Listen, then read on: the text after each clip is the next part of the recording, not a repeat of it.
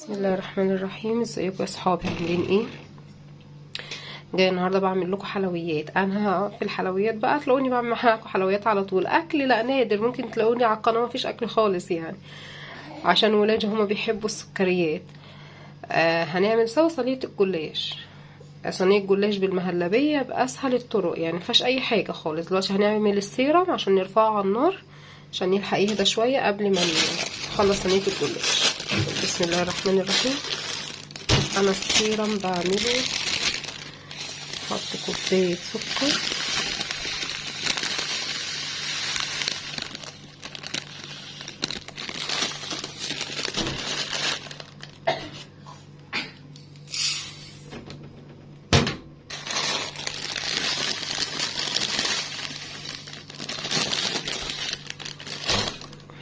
انا بالنسبه لي كوبايه ونص وشويه ده مناسب ليا قوي. السيرم بيطلع معايا مظبوط.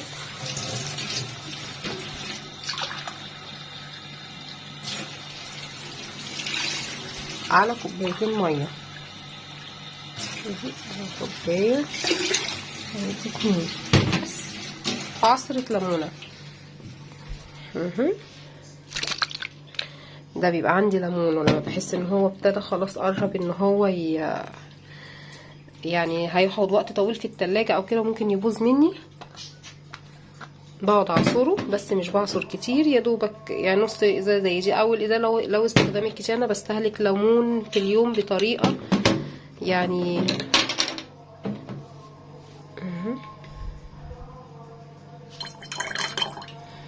بس كده كفايه، ونرفعه على النار.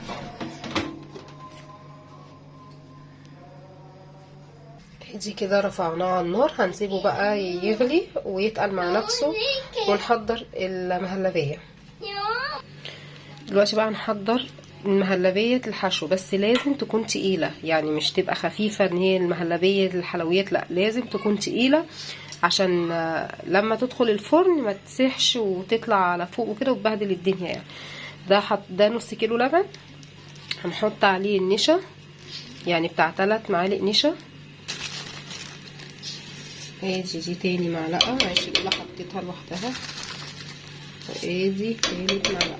انا عاوزه المهلبيه تطلع تقيله، يعني هحط 3.5 على اللبن ساقع.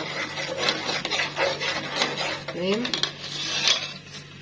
وهحط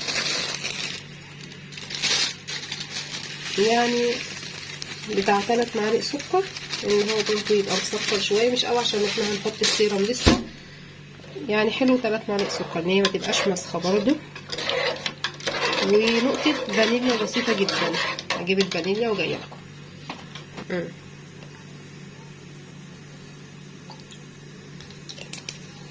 مش متوفر عندي الفانيليا الاكياس او فانيليا بودرة.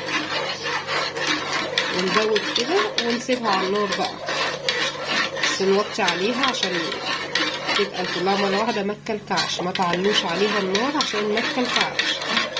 خلوا كل حاجه، يعني انا بحب عموما اعمل كل حاجه على نار هاديه جدا. الاكل بيطلع مستوي، بيطلع احلى ما تعلي عليه النار.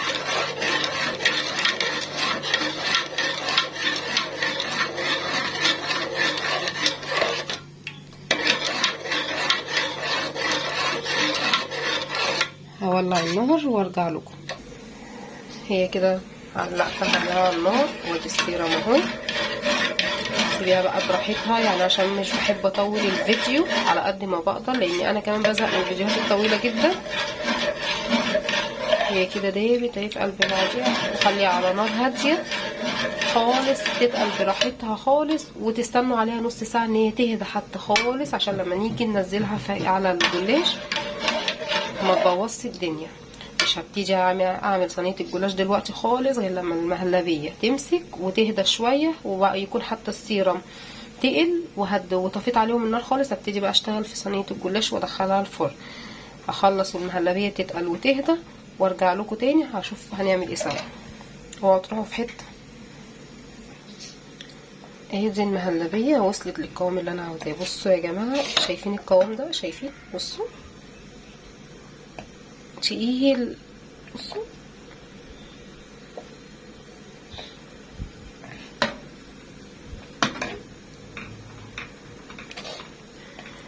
ما تعملهوش اخف من كده ابدا. انا والله مره عملته اخف من كده، لا لا كان طلع وحش ولا باظت، يعني معنى الكلمه مش هتظبط زي بتاع الشارع خالص. هو كده على قد ما تقدروا، هو القوام ده هو ده المناسب.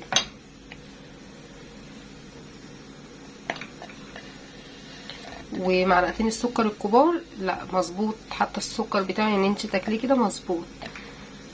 دي الكريمه اللي انا عاوزاها للجلاش.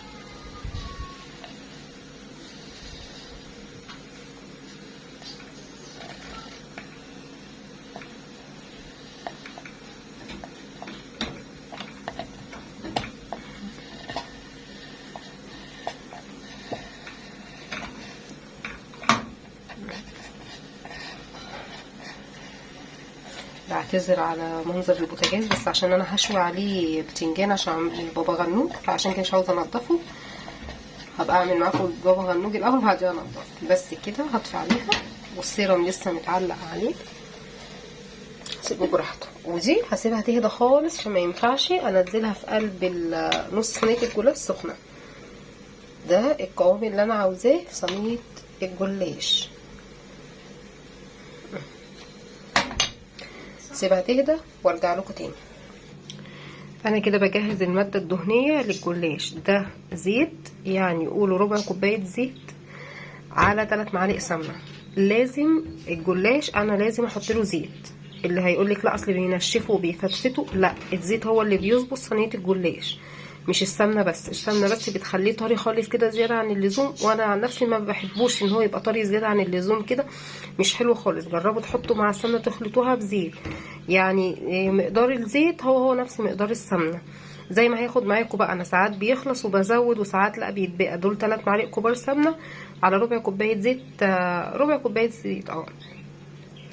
فلازم المادة الدهنية بتاعت الجلاش تكون زيت على سمنة. سمنة بس لا، وزيت لوحده لا طبعا هيخليه ناشف جدا، مش هينفع. لازم سمنة على زيت. جربوها بالسمنة على الزيت، والله العظيم هيعجبكم جدا. هحطها بس السمنة تسيح بس كده مع الزيت وارجع لكم تاني. انا كده سيحت السمنة مع الزيت اهي، وهبتدي بقى ندهن الجلاش.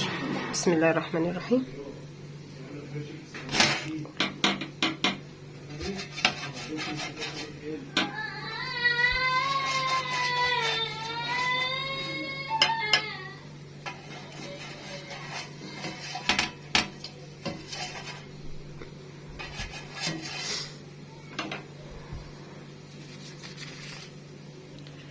ادي دهنا الصينية. بسم الله.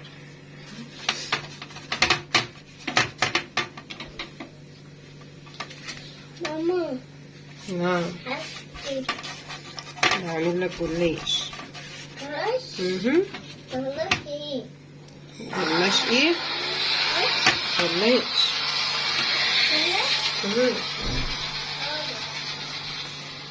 هي كل ورقة عكس عكس كده. انا دي مش جايباها لفة جاهزة، ده نص كيلو من المحلات اللي هي بتبقى فاتحة بتاعت الجلاش والرقاق. وما بحبش يعني ما بحبش اكتر المادة الدهنية في الجلاش والله، وبيظبط يا جماعة برضه. يعني في ناس انا بشوفها بتنغنغوا، يعني لا ما بحبش كده، بيبقى تقيل ويعني واحدة بتقدرش تكمل القطعة.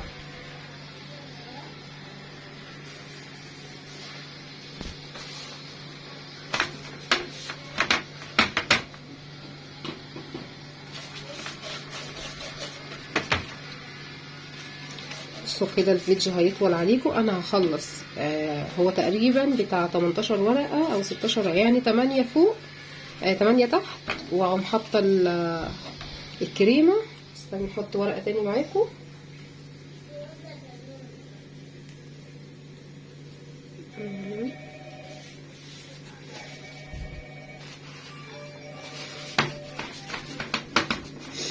واما اجي احط الكريمة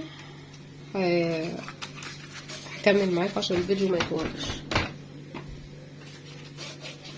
هروح اكملهم بقى وارجع لكم تاني. انا كده خلصت اهو نص لفة الجلاش. هحط بقى معاكم المهلبية او الكريمة زي ما انتوا حابين، وهرجع لكم بقى. استنى. هاتي الهلبية.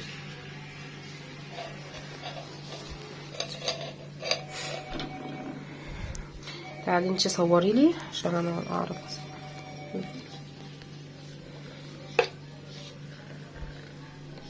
شايفين انا ده السمك اللي انا عاوزاه، ما تعملهوش اخف من كده.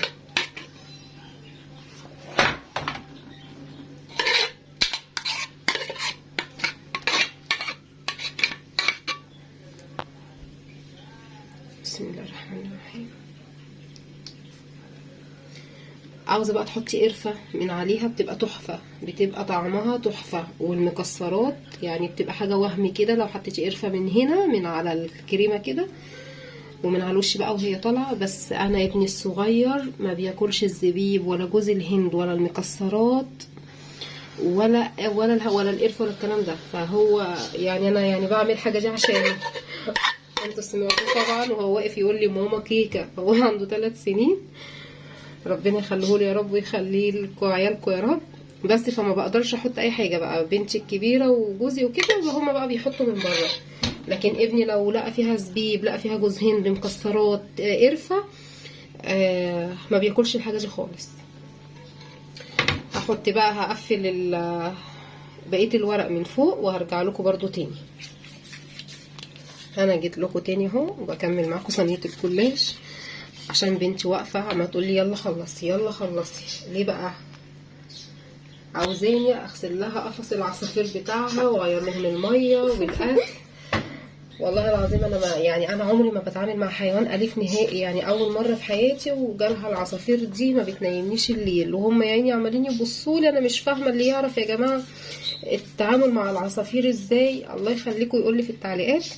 انا عموما لسه قناتي جديده، والله يخليكم تشتركوا عشان بس يعني تساعدوني وتدعموني وما تنسوش اللايك. واللي انا اقدر عليه والله اعمله. انا مش قناتي مش حاجه محدده بس، لا هي منوعات، اي حاجه هتيجي على بالي هعملها لكم.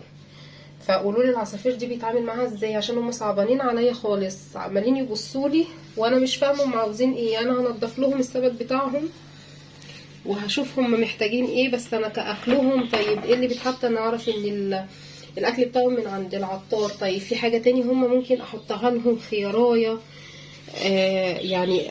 الله يخليكم اللي يفهم فعلا يتعامل مع العصافير او كده او ايه، او انا افيدهم بايه، اكتبوا لي في التعليقات الله يخليكم. عشان هم صعبانين عليا خالص وهي عاوزه فيديو يعني وهم بياخدوا شاور يعني عاوزاني عشان هي تنزل الفيديو بتاعهم وهم بياخدوا شاور.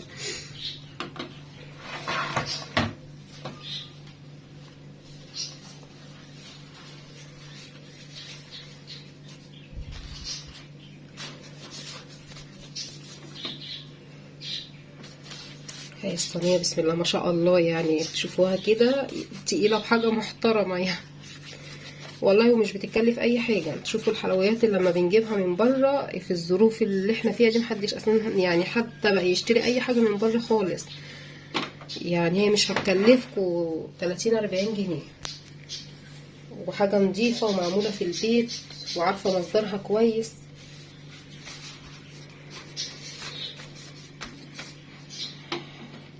هقفلها بقى كلها بس وانا بدخل الطروف ديت هرجع لكم اوريكم انا بدخلها ازاي من تحت وارجع لكم. استنوني.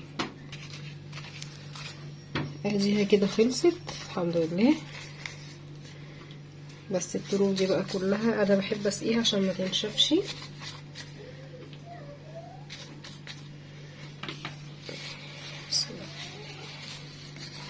هندخلها من تحت على قد ما تقدري سوي الصينيه.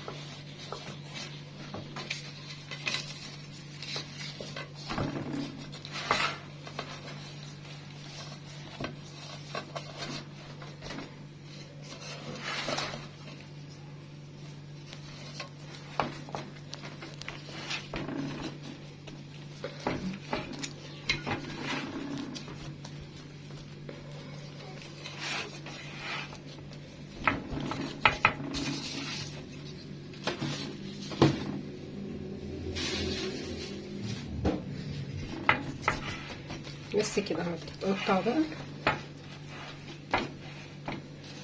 بسم الله.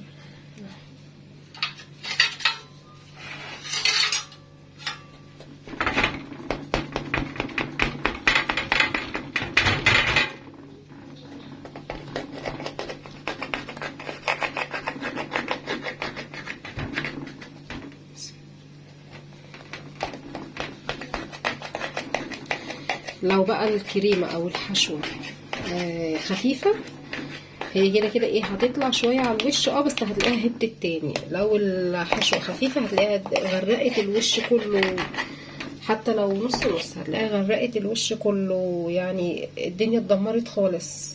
وغير كمان لما تدخل الفرن مع السخونية بيفك شوية،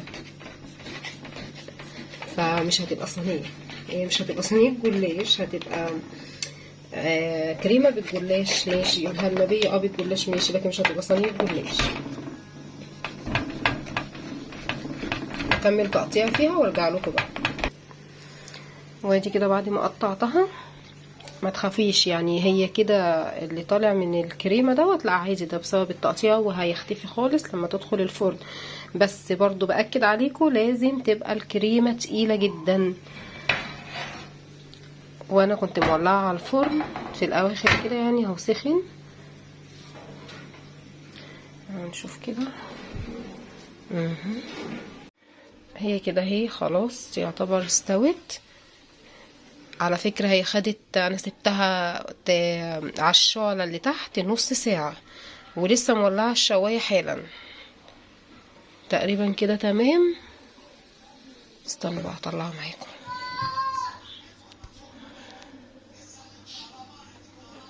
استنى.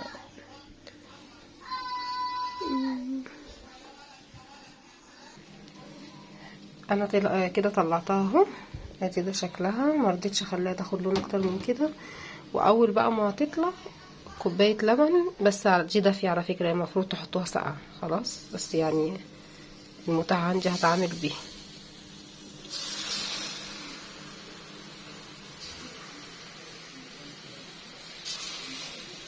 بس كده. اللي عاوزها طريه قوي يحط لبن. امسكي كده.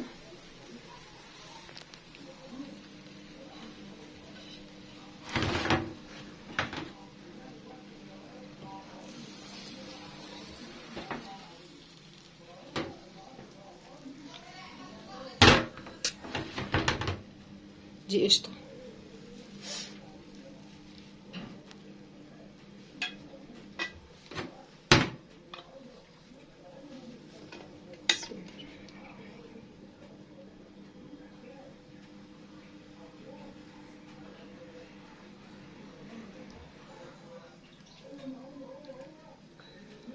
بسم الله الرحمن الرحيم.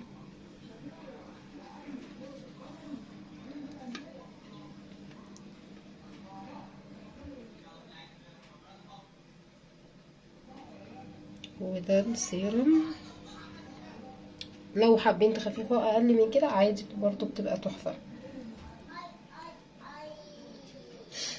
هو الواد احمد سمير بنت صوص. ادي ده شكلها النهائي. يا رب تكون عجبتكم. بس هو التاتش اللي فيها الكريمه تطلع تقيله، تعملوها تقيله قوي، وتدوها كوبايه لبن ساقعه اول ما تخرج من الفرن. يا رب تكون عجبتكم. متنسوش تعملوا لي اشتراك وتلايكوا لي بقى على الفيديو، عشان انتوا عارفين الفيديو تقريبا خد بتاع تلت ساعه. انا واقفه بقالي 20 ساعه بحضر لكم في الصينيه دي. ولو عجبتكم اكتبوا لي. باي باي. نسيت اوريها لكم بقى لما اقطعها. هي 3 بالهنا والشفا يعني.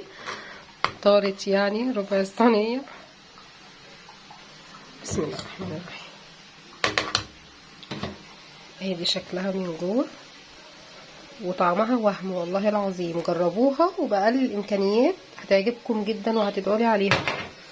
استنوا ندوقها معاكم بقى. انا دقت كده ايه حاجه بسيطه يعني. استنى.